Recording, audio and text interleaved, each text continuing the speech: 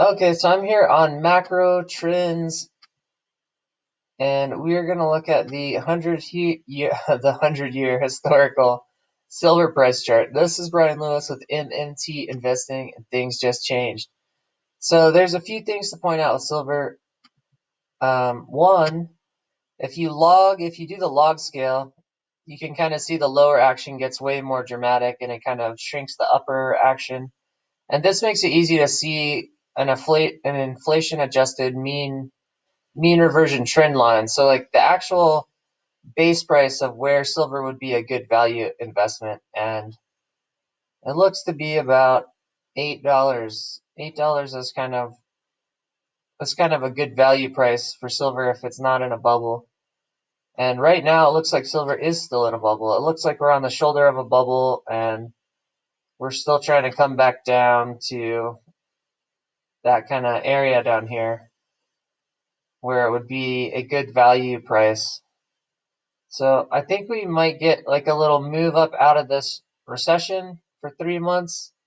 Like this, not the recession, but just the down cycle. For another month and a half, we have a down cycle. And the end of the down cycle, you might get a little move up, but I still think silver's going to keep coming down for, well, for a while.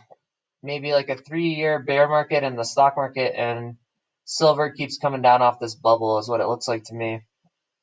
And if you take off the log, here's what it looks like if you don't adjust for inflation. You can log it and make it more dramatic. If you don't adjust for inflation, then you get this upward move, and that's not really silver going up. That's just the dollar losing value the whole time. So if you turn on the inflation adjusted, that brings the value of the dollar out of the equation, and you can just look at the silver. And a cool thing to notice with silver is that it's both a commodity and a monetary asset. So what silver generally does during a recession is goes down. It goes down. Here's a little one. Goes down, goes down, goes down, goes down, goes down. Like silver always goes down in a recession, and it just acts like a commodity, just losing value in a crash. But then after the recession, there's either a sharp rebound, sharp rebound, sharp rebound, or kind of a delayed rebound. And then here's like a tiny little rebound and a tiny one, but it almost always goes down in a recession and then goes up right afterwards. So that's it.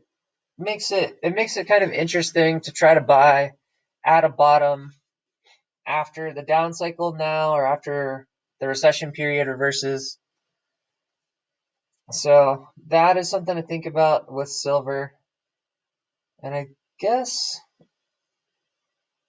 yeah, I guess that's enough. Just looking at the historical chart. I mean, I could talk about the different physical options and the different trusts and stuff, but I think the silver funds are okay, and they're not that scary. And I think the physical price of silver is obnoxiously high right now, and it's not a good deal. And this is not investment advice. And please hit the like button to help me out with the YouTube algorithm. I just kind of wanted to go over the historical charts and how to look at the inflation adjusted kind of prices and look at bubbles and see where we are.